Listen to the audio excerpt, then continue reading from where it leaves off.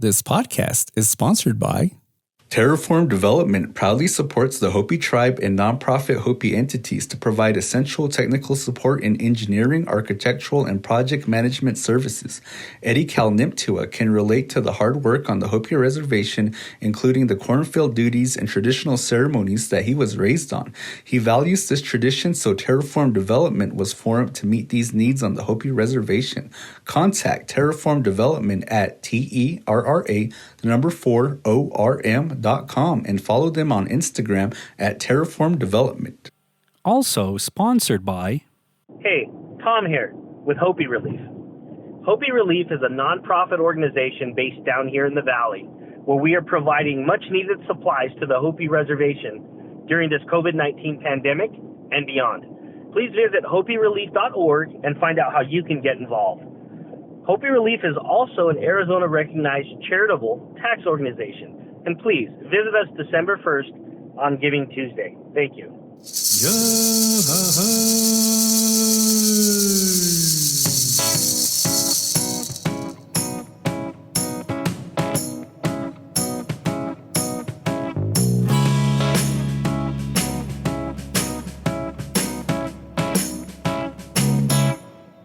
You are now listening to the Carl and J-Man Save the World podcast. I am your host, the 5-star, 5-diamond chef, J-Man. And with me is the guy that killed romance on the Hopi reservation, Carl. Hey guys, welcome to the podcast. I'm Carl. And so, yeah, that's actually true. I'm not a romantic guy. He doesn't know how to cultivate those types of seeds. See, so. my teaching was through television. So all I know is that if you have a rose in a glass bottle and, and if you're a beast, the girl will fall in love with you and you dance it at the end with a teapot singing. So you had teachings like The Notebook, teachings. What was the other movie you referenced in last week's episode? 40 How to Lose a Guy in 40 days, 40 days or 40 nights, something like that. But one of the listeners responded and said that it was Kate Hudson. Kate Hudson. I knew it was Kate Hudson. Was the missing person in that video, and then Ryan Gosling. Ryan Gosling. I knew Amy it was Adams. Ryan Gosling and Amy Notebook. Adams. Yes. So when you want to learn how to be romantic, Carl, just do whatever Ryan Gosling does. Yes. My other one was the Beauty and the Beast thing. So I gear more towards the Beast and not loving anybody else. So. But the first episode of season 4 has performed pretty decent. Yeah. And so, I'd like to thank you all out there that took time to listen to that episode and to welcome us back with a bang in season 4. And it's so funny because, the social media posts too on Instagram and Facebook are doing really well. That's promoting the episode. And you got a lot of people on there that are advocating for the men, saying that, Native men can be romantic. So although I haven't seen it myself personally, but apparently those mythical creatures do exist. Yeah. They do live out there somewhere. And so, if you're a Native man and you're romantic, that you wine and dine and romance your lady, good for you, really waving that flag for us. Because good for you guys. Because oftentimes people don't talk too fondly of Native men a lot.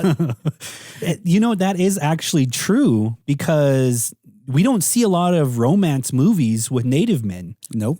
So I think the other one was like Blue Turquoise. Remember that movie, Blue Turquoise? I don't think I've seen that one. Okay, so it does have a little bit of romance in there. And is that the Navajo movie? Yeah. The blue. Do you mean Turquoise Rose? Oh, Turquoise Rose. There you go. And it does have a little bit of romance in there, like Native American romance. Oh, that's right. Yeah. That's so, right. but right. It doesn't. The res guy gets the city girl. Yeah. So, I mean, it kind of depicts it, but it's not a blockbuster movie that I can watch. So they need to make more movies like that. You're right. What would the Hopi version of that be? Let's see. It would Josh be Pussy Rose. Behind the Tumtsuki Rose. the Duma Stone Rose. Duma Stone.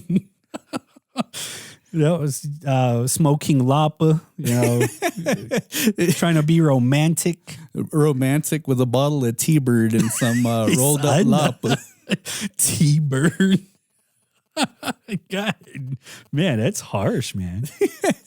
But today, we got a very special episode and we got a special guest.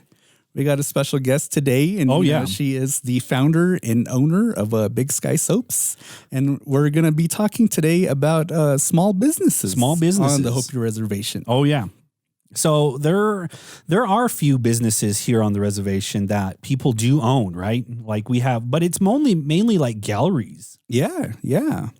And so I guess, just to kind of give some contextualizations to those people that aren't too familiar with our reservation, because I think that we've done a pretty good job at talking about it at length for the lack of economic development. But I think that the conversations that you and I have had around economic development are kind of at the grander scale. Talking about the lack of infrastructure for certain things for a community to thrive. Simple things like gas stations or grocery stores or other things like that. Because then when you look out here, I think that one of the reasons why that small businesses tend to pop up quite often here on the reservation is simply because folks need income. Yeah, and that is true because, there's a lot of that bazaars that happen during the wintertime, during dances, during ceremonies, during different occasions. And you see a lot of these small businesses trying to sell their goods and stuff. And they want to make that a full-fledged business, but with the lack of resources, with the lack of, overall texture of everything, that it's kind of hard for people out here to create a small business. Oh, definitely. And then, I think that also what speaks to the lack of what we have out here economically speaks to why small business is such a big thing about here. Oh, yeah. Because then, if you think about, out here, what would you say the biggest employers out on the Hopi Reservation are? The biggest employers? The Hopi Tribe? Yeah, the Hopi Tribe would be one. The Hopi Healthcare Center? Yeah, but that would be like run by not but it's native. On the reservation. Yeah, it's on the reservation. And then also the schools. Schools, yeah, true. I was thinking of more like, like small business employing. No, employers. Oh, okay. People that give out a lot of jobs. I have a feeling you're going to learn a lot on this episode. I am, because I really don't do much in my job. So I push a button for a living that says record. I tell people that all the time. And so, if you think about the reservation and there really only being 3 large employers that, I guess, now that you see a lot of nonprofits kind of on the rise. Oh, yeah. And kind of being a proponent to giving employment, to giving jobs out to the Hopi people, that when there are so limited amounts of large employers, especially when it evolves around just the Hopi tribe, the school systems, the healthcare systems, that it's limited in terms of what what their prospects are. Oh, yeah. Especially for those of us that are educated. Because we've talked about our own experiences with our college experience of what we've gone to school for, is that, really, if you want to work out here, it's almost that you have to go to school for something in the educational field, or you have to go to school for something in the healthcare field or fields within law or things like that. Because then if you become something like a geologist, do you think that you could really find a career out here on the Hopi Reservation? No. I mean, there's a lot of rocks out here that you could go and hunt. But as far as working, no, I don't think rocks pay you. And so I think the fact that, there is such a small opportunity out here for people to have an income, I think that's where you see a lot of these small businesses pop up. Yeah. And so, small businesses out here on the Hopi Reservation, what are some of those small businesses that you can think of that we have out here? Well, mainly I can think of is just the curio stores, like, the curio shops. The ones that sell like the jewelry, arts and all of those little different things. They got the one up at Oraivi. Oh yeah. Manangyas. Yeah, Manangyas and Tsagush Ovi. I don't know if that's still open. I don't know. Remember they had that closing sale thing. They had that big old controversy on Facebook. And then there's others in like Keams. There's others in throughout like Hotvella has like their little restaurant up there. Mm-hmm. Yeah.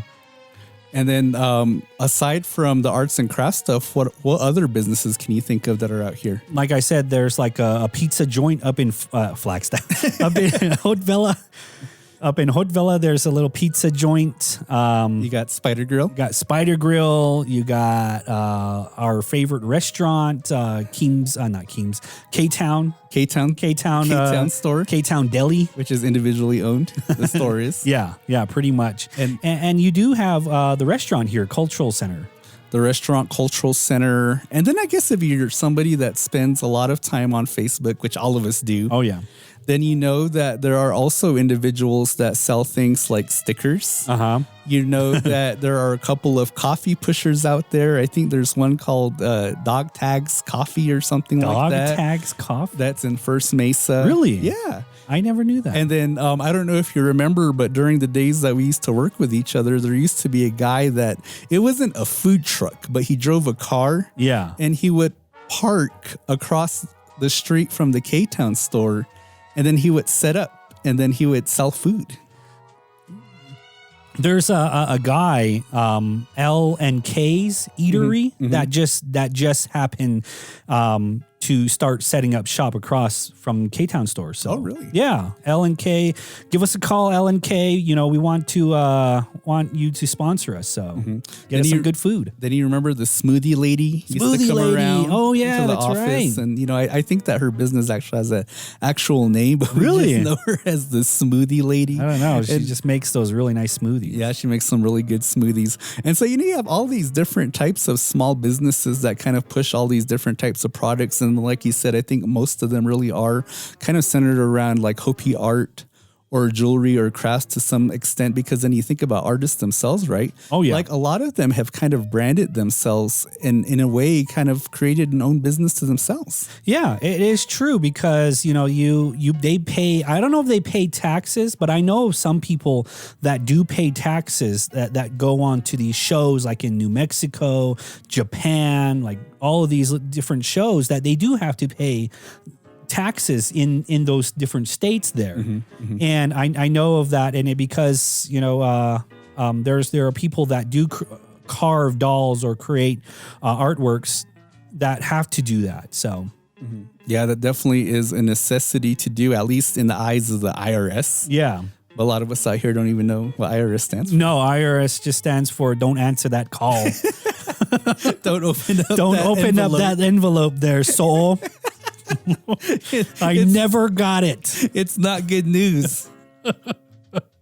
So, I mean, like, there's a lot of businesses out here, or, well, I should say there are a lot of individuals that are trying to start a business, but it is very, very hard.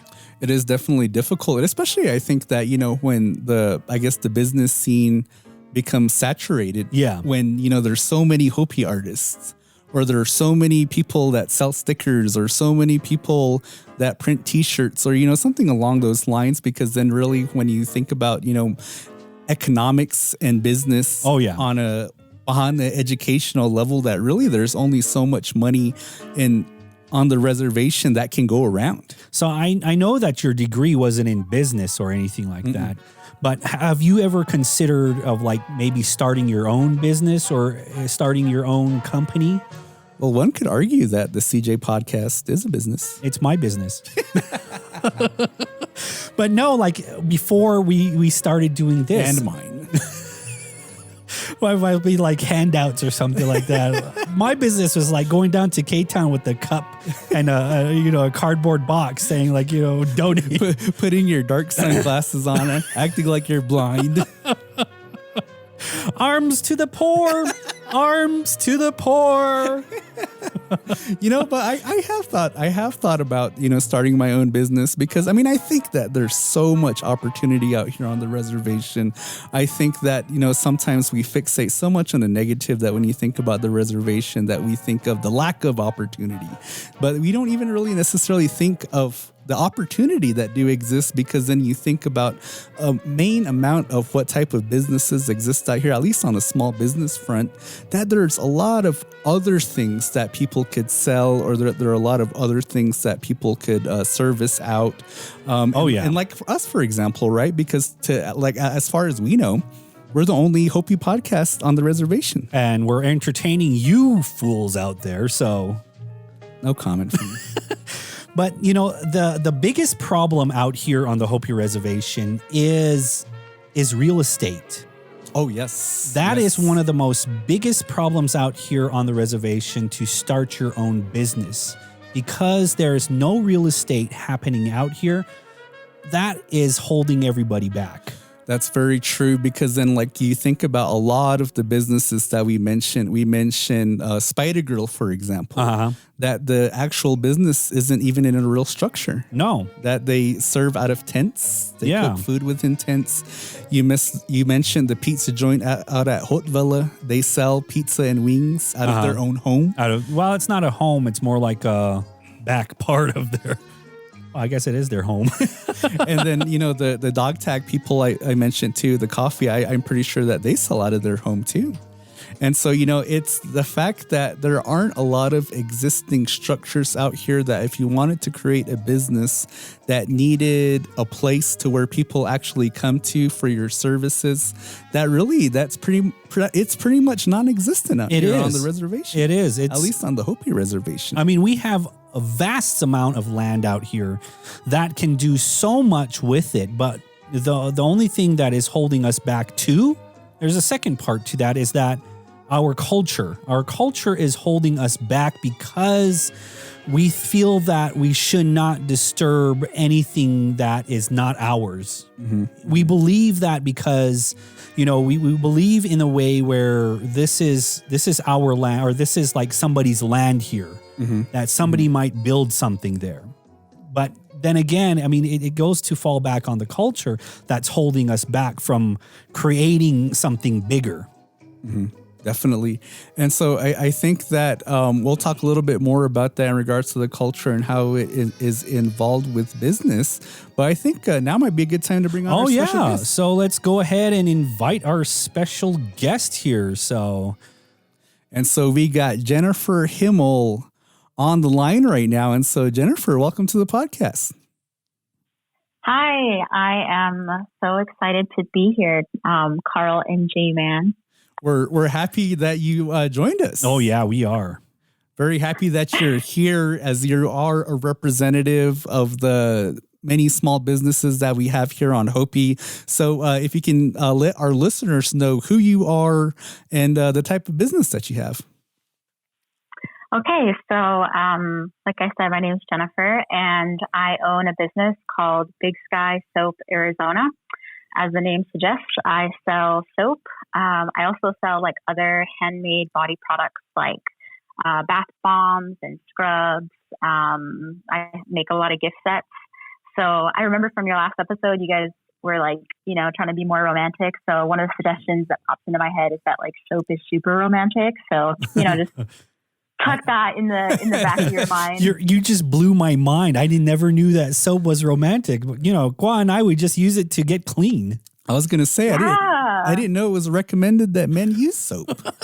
Yeah. I mean, what's more romantic than being like, I want you to smell just like this and, you know, give that to somebody. So got to make that a little plug there for your future gift ideas and things. Awesome. But yeah, you probably watched too much of that Turquoise Rose. That's why. So I've actually never seen it, but now I have another Netflix, or I don't know if it's on Netflix. I don't think so. It's probably a search on Amazon type of deal, or you got to drive all the way up down to the valley to Drumbeat, and they probably got it down there. But I was gonna ask Jennifer, for a guy that only bathes once a week, me and Carl, out of the product line that you have, what's your best recommendation to make us smell like we smell clean every day? Well, if you are like, although once a week kind of, you know, hot water and the tub in front of the fire kind of guy, then I would say I have a soap called Disna, and that's a local favorite. Disna? You have an actual soap called Disna?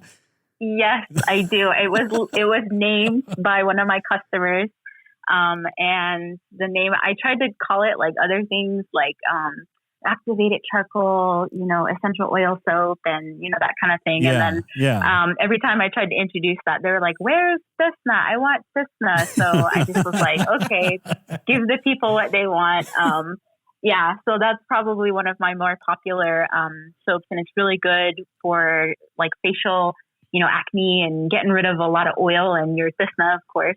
And then, finish it off with, I have a lot of men's fragrances.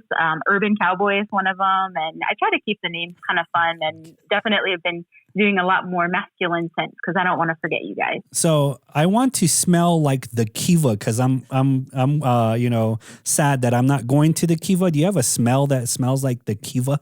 Well, before you answer that, Jennifer, my business suggestion to you was that if you could develop something that creates a fragrance for guys like Carl that spend more time inside online, and when he wants to impress his guests and smell like he was actually outside chopping wood, if you want to develop something that smells like that. Kind of smoky, like real rustic kind of smell. Yeah. I'm taking notes here. Yeah, there you go. well, thank you, Jennifer, for being here with us. But I guess, I think that a lot of people out here on the reservation are pretty familiar with your brand and a lot of your products. I am somebody that actually did purchase some of your products. So, really? Yeah, I really was impressed with the packaging and how it comes in, and that, a lot of the names are associated with things that a lot of us who live on the reservation are familiar with, at least, some of those ingredients and some of those elements that you find in nature. But can you tell us like how your journey began, why you decided to go into the soap business, and anything that might be interesting with the journey that you've made through that? Sure. I have been doing soap for, since 2017, summertime. I was working, you guys are talking about employment of places that employ people, and First Mesa Elementary School was the place that I was working at as the librarian. And during summertime, it's there's not a lot to do, and it can be kind of hard to pay your bills because there's that. It's nice to have the vacation, but then there's that time where you have no checks coming in. So you kind of have to look for different things to do, and also to save some money. So as a woman, I, had to cut back on my beauty routine budget. So I started trying to look up different ways to make up my own products. And then that kind of lended itself to sort of just seeing a lot of the advertisements for the Hopi Farmers Market. And some of my friends would sell, different things like their homemade jams or their plants and different things like that. And then, I don't know, I just decided I was like, it's $10 for a booth and let's just try it out. And so I took some of my products, I made 3 soaps, and then I made my brown sugar scrub, which is still something that I have stocked all the time. It's one of my favorite products. And my first sale, I sold out of everything, all of my products. And it's kind of funny because I also like to make I like to string like jewelry and stuff, and then I paint sometimes, and I took those with me. I didn't sell a single one of those things, not a single one. Nobody wanted them. Yeah, but all of my soap sold out by the time the market closed at noon. So I took that as a calling, like, okay, all right, this is my thing. And so from there, I just kind of did it as a side hobby, continued to have, my job. And then I worked at the radio station for a year and a half before the pandemic started. And then when the pandemic started, I had people like, there's the whole toilet paper fiasco and all that kind of stuff with people kind of not having enough things. And one of those was soap. So I was getting requests from friends and neighbors for if I had extras. And so I just donated basically everything that I had left. And then after that, I was like trying to make as much as I could and not able to keep up with that and my full-time job. So kind of just took a leap of faith. And I think that's a lot of what business is leap of faith after leap of faith, and decided to go for it full time and left my job. And it's been, it's not even been a year yet, but I have had my peddler's permit since 2017. So, yeah. I kind of got lost in the conversation. I just heard pandemic and then toilet paper. I was just thinking you made your own toilet paper for some reason. He's thinking about how painful his goodie got. when he had to use the corn cobs too much. I was going back to the olden days, so using rocks. Yeah, or you take the newspaper and you just kind of crinkle it in your hand for a little while. Carl has to use ointment now. So to do you have something that smells good like that? Thankfully, no. So Jennifer, that really is a leap of faith, because I think, for at least probably a lot of us out here probably personally knows at least one small business owner. Myself being married to a small business owner, the Res Famous wife is the owner of Strong Ones, running apparel company, and then her brothers also have their own businesses too, Hunyoti Inc., which are the guys that helped us to print our shirts, and then her older brother Zenful Designs is a new up and coming company. Wait, Zenful Designs? Mm-hmm. Oh wow! I hope I pronounced that right. If I didn't, I'm sorry. But it really is a leap of faith, because I think that for me, being married to my wife, and then when she told me that she was gonna basically kind of do exactly what you did, quitting, a secure job that, paychecks are coming consistently, bi-monthly, and, knowing that this income is going to be there. But were you afraid when you decide to make that jump and not really knowing what the income situation was going to be like? Oh, definitely. I know that all the other business owners that have ever tried to open a business on Hopi, like the Res Famous wife and, Hunyoti Inc. and stuff.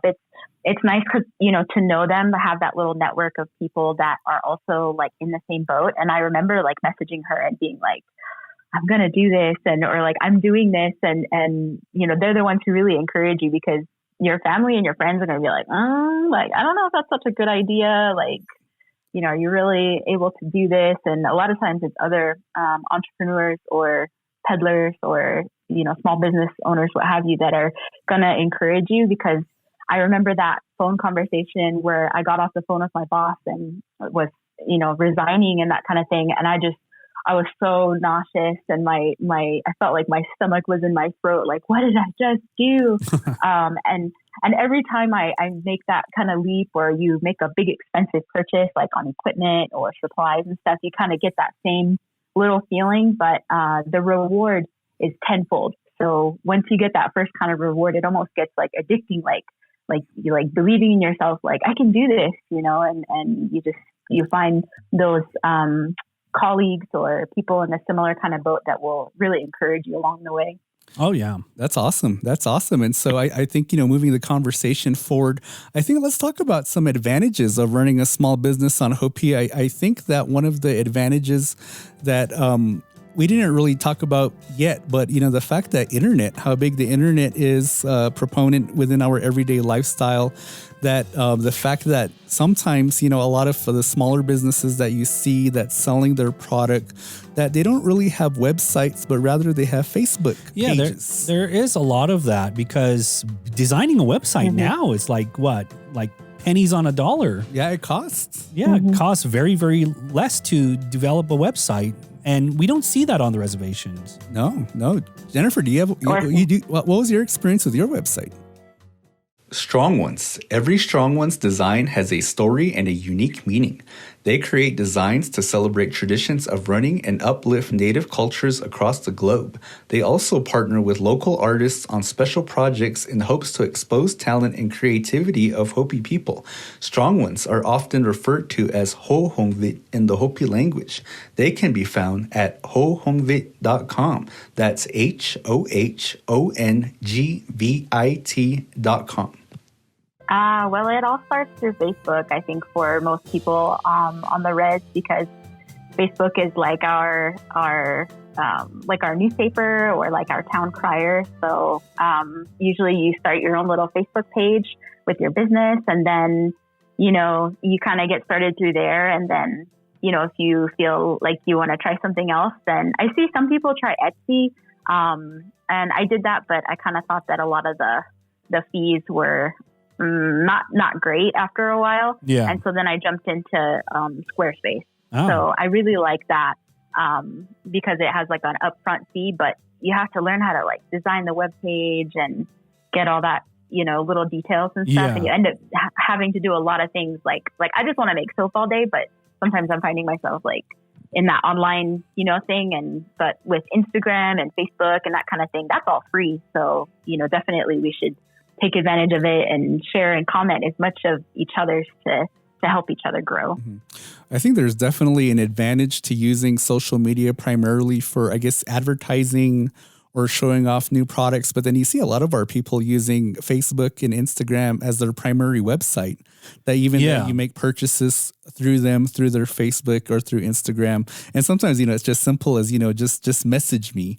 And then you're transferring money, whatever the way that it is, whether it's through Zelle or, some other cash transfer software that they have. But I think that, for people that don't run a business or have had any experience running the business, is understanding that there are so many steps that you have to go outside of just the product that you're creating, right? Because then you think about that, you think about a website, the fact that a lot of these website servers or services, that there is a cost related to it, whether that's, I think Squarespace is one of them. There are a few others, but there are some that are free. There are some that are free, but then also too, you have to have knowledge about how to build a website. Yeah. And so question to you is who helps you with this soap, or who's your guiding person to help you with all of this business stuff here?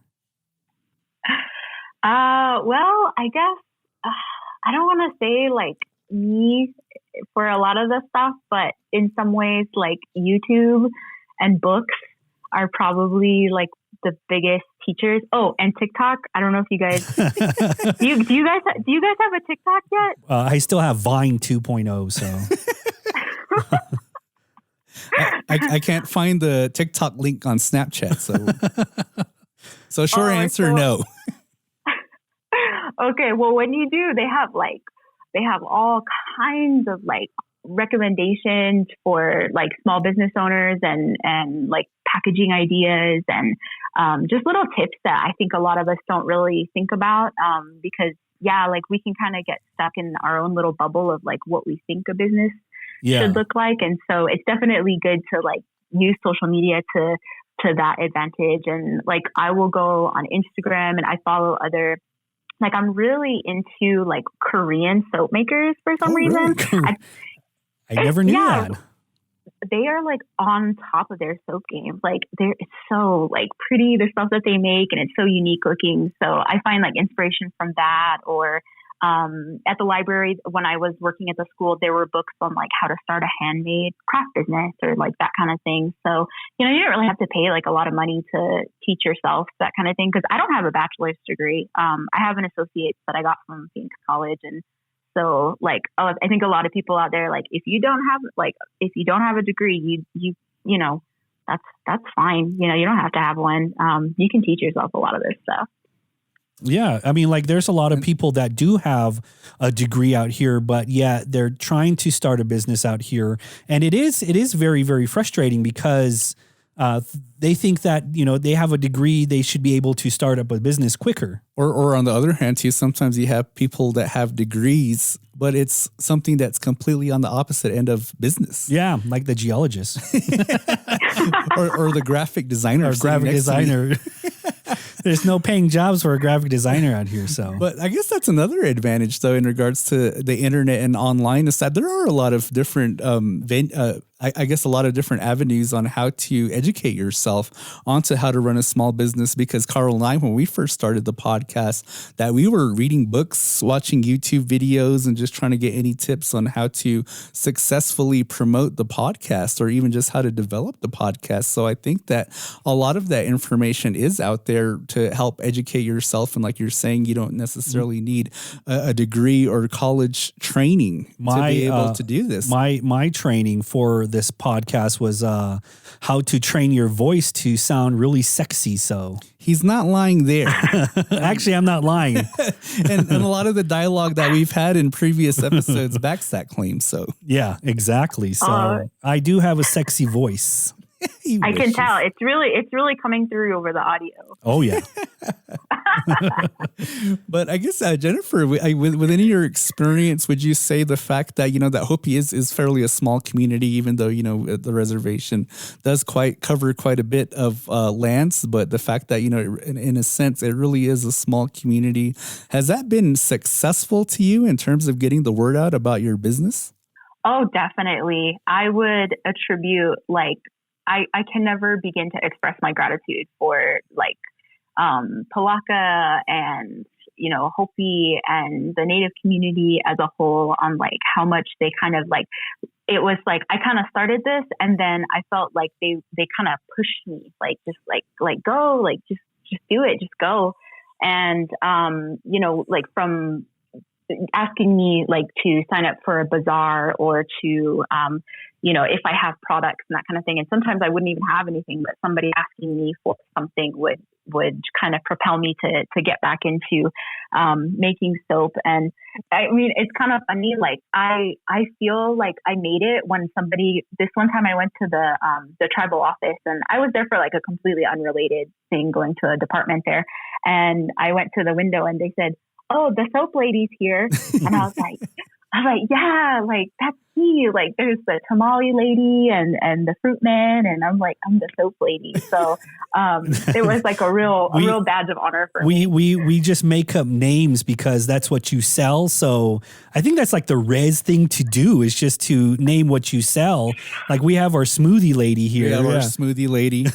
And then Carl's example of when he know that he made it is that every time his mail lady gives him kudos on the podcast episodes. So thank you to my mail lady. I know you're probably listening to this, but they don't call us the podcast guys. They just call us those tukas over there. No, when they see me, they just slap their forehead and it's just, I must be this guy here. Yeah, that's more, that feels like you get a better feeling from that than I think, I don't know, if somebody asked to write a newspaper article or something like that. Somehow it's just getting kudos in your own community has its own, there's just it makes your heart feel really big. Oh, definitely. I think that's very true. And I guess another point too, in regards to what advantages that small businesses out here on Hopi have, is I've always felt that the fact that, Hopi culture is so popular outside just the reservation, that kind of amplifies a lot of the small businesses in a way, because with your products, Jennifer, you can intertwine a lot of components of things that we use out here, or even Hopi words, like you said, something that you have is called your Thisna soap. And the fact that, even us with our podcast, the fact that a majority of what we talk about revolves around our culture, our society, and some of the things that we do. And so, when you see a lot of people out there that have these small businesses, that there's Hopi intertwined with it to some extent.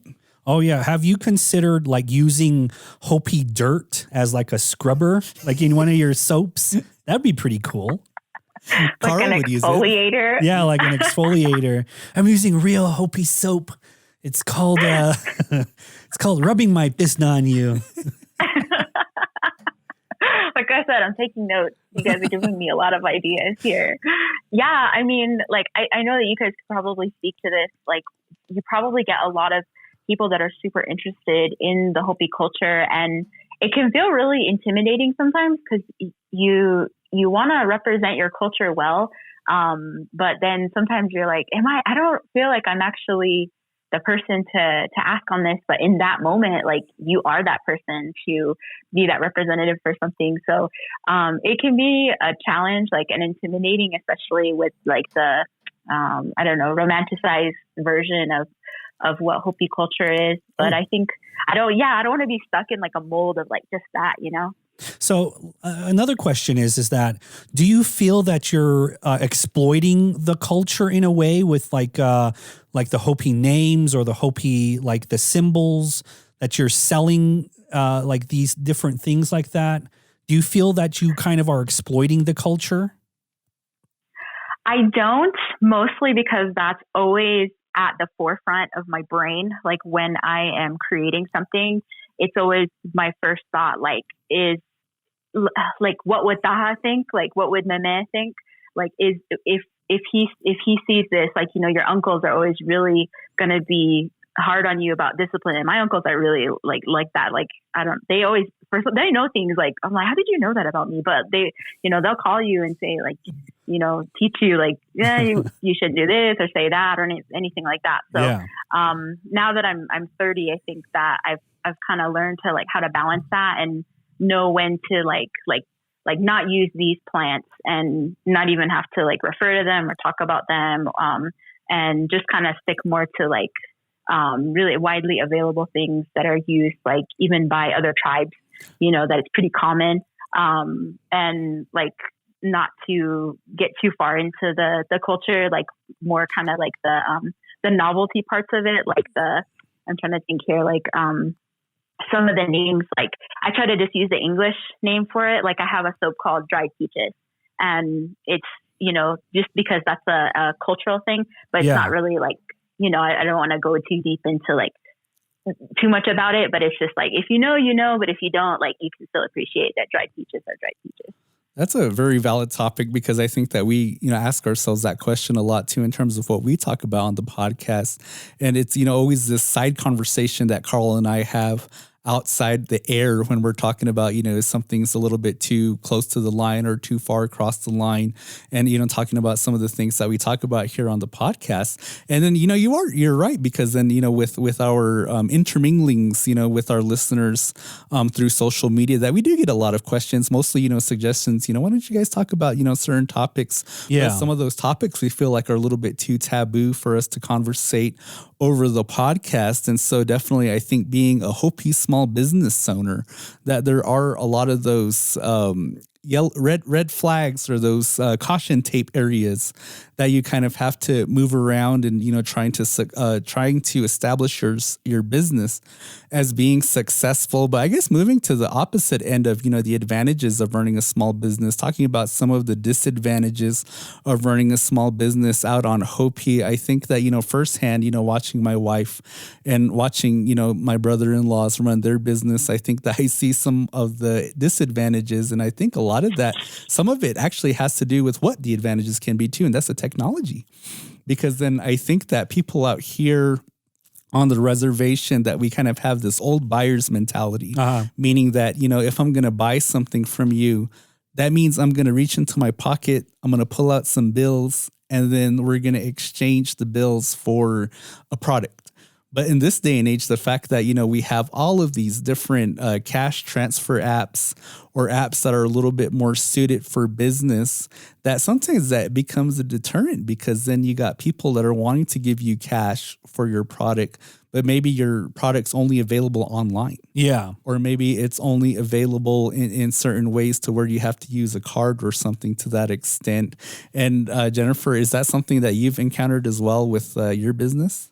Definitely. And you have to figure out ways to navigate those who might not have the technology, or some of the older folks who they just want soap. They don't want to go to your website and go to cart checkout and all these kinds of things. So you just kind of meet them halfway and be like, oh yeah, I'll just take cash for it and just kind of figure it out, with that certain customer. But if I know that they can do it, then I'll be like, yeah, just go to my website and here's this, or, but yeah, there is sometimes that older mentality of how to operate a business like in person. Mm-hmm. And that's especially like I miss the swap meet so much, because that's when you kind of got to have that balance.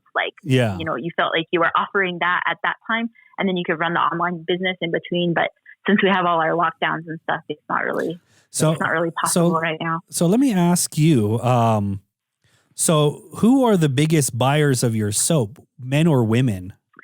I would say it's maybe 60-40 or 75-25. Yeah. Women, yeah. Right? Yeah, women. Because men don't shower, and we rarely do that. So, and when we do shower, it's the simple the dial bars of soap, or the Zestfully Clean, or the all-in-one with car wash included. So. You wash your hair, you conditioner. You pay for one wash and you get 2 in 1. You throw your car in, then you follow get the conditioner, shampoo, soap, car wash, all the things that that go into there. So The all-in-one. the all-in-one. the all-in-one. But I guess like from a buyer's perspective, because the fact that, Carl and I, we did admit, on the podcast that we are millennials. Yeah. And so, we are accustomed to paying with online services, whether that's like Apple Pay or Zelle or some of the other PayPal, things like that are available for people to pay. Because sometimes I do get frustrated when I come across a business that doesn't offer some sort of payment services like that, because to me, it's simple. I think that it's easy. The fact that you have all that information stored in one central location. I mean, obviously, I think for the older folks that their biggest fear is things like getting your information stolen online, because my mom is always harping on me about, identity theft and things like that. But for people, within the age range that we are, that's something that we don't think a whole lot about. We think more about the convenience. Yeah. The convenience of being able to make a payment transaction as simple as how easy it is to be made now. And so I think that definitely this day and age, at least here on the reservation, that there is that gap in terms of, how familiar people are in using technology. And I think that, another thing too, that I've come across, or at least that I've seen and small business owners and the way that they operate their business, is that I think that a lot of people don't really have this understanding of what it means to run a successful business. Because then like you think about like if we were going to start a food stand for some reason, that, people would, all of their attention would go to, okay, what kind of food are we going to make? Yeah. And how are we going to make it? But not understanding that there's so many other components that goes into that, understanding that there has to be some sort of structure in place, whether you're going to be in a building, a home, or you're building up your own tents, and that being your structure, the tools that you need, what kind of grill do I need? What kind of tools do I need? And then aside from that, there's a promotional component to it, marketing. How am I going to get people to be attracted to my business? How am I going to make my business look good? And, all these other different things that go into it. And especially nowadays when there's new concepts of how to push business out. And over the weekend, I saw one of my brother-in-laws going through that type of frustration, because, there's a new thing now called pre-order, where it's you're ordering an item, but the fact that there's still some time where the item has to be created, and then finally that item is shipped out. And I think a lot of businesses are doing pre-orders now because it saves on costs. Oh yeah, it because does. Then you know exactly how much of that item you have to create. Versus, trying to take a stab in the dark, and then you're, okay, I'm going to create X amount of items. I don't know how many is going to sell, but, I'm hoping that they all sell. But oftentimes that's not the case, that you do get stuck with some leftover stock. And so, this pre-order concept, I think is kind of new out here. Uh-huh. And so like a lot of people that might be buying through a pre-order don't understand that the product still has to be created, and that increases the wait time for you to get that product. All right, perfect. So I think we're almost about that time there. So Jennifer, do you have any last words that you want to say to encouraging entrepreneurs out here? Any advice that you want to relay to our listeners here who want to start up their business? Sure. So I would say two big things would be, don't sell yourself short.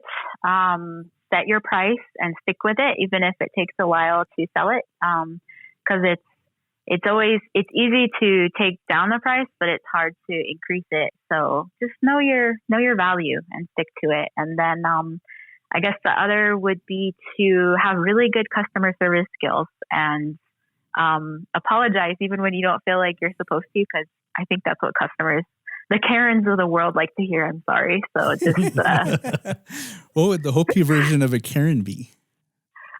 Karen? I don't know. What would that be? Be Barbara. I don't want to say somebody's name be and then my have soul. her mad at me. Hongsi or something like that. Be my one of my clan moms out there. You know who you are.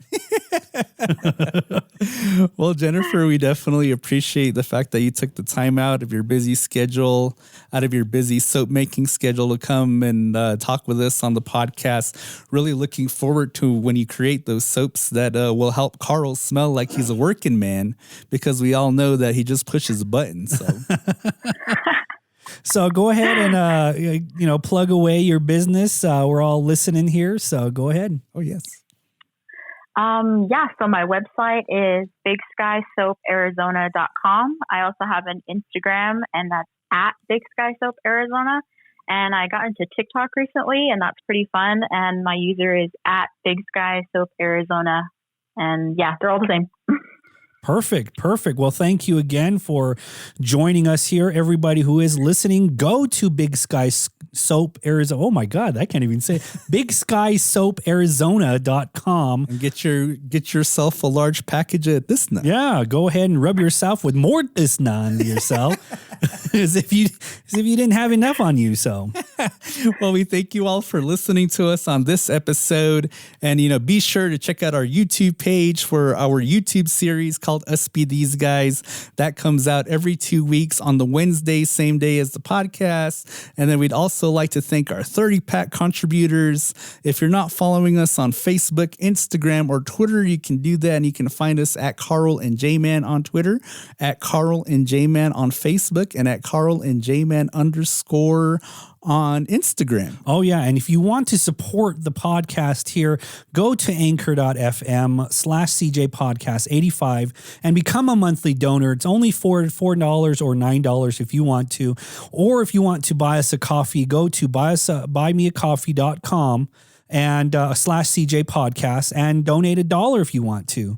So every little bit of it helps here. And whether you're listening to us on Apple Podcasts, Google Podcasts, Spotify, make sure you give us a 5-star review. That helps us to get into the big traffic of everybody that's looking for podcasts. If you're listening to us on YouTube, don't forget to give us a like and smash the subscribe button. All right. Thank you again for listening to Carl and J-Man Save the World podcast. My name is Carl, and this is my best friend, J-Man. So long, pourquoi?